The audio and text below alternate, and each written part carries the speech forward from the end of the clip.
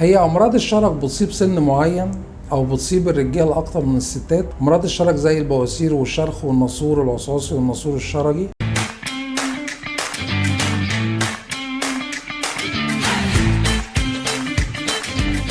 انا دكتور اكرم ميلاد، استشاري الجراحه العامه وجراحه الشرج والقولون وعلاج امراض الشرج بالليزر. الإجابة لأ طبعا.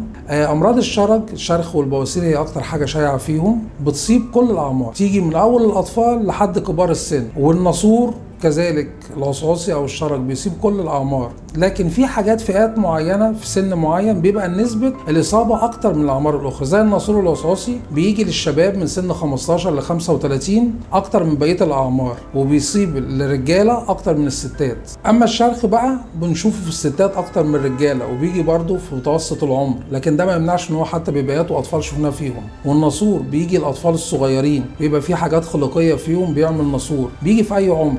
وبيجي مثلا فئه اكتر من التانية زي اللي هم مع السمنه بيحصل لهم خراج بنسبه اكتر مع الحر والعرق، ممكن يجي له خراج والخراج هو اللي بيقلب ناسور. فامراض الشرج بتصيب كل الاعمار وكل الفئات، والستات والرجاله والاولاد والبنات، كل الاعمار ممكن يجي لهم جميع انواع الشرج.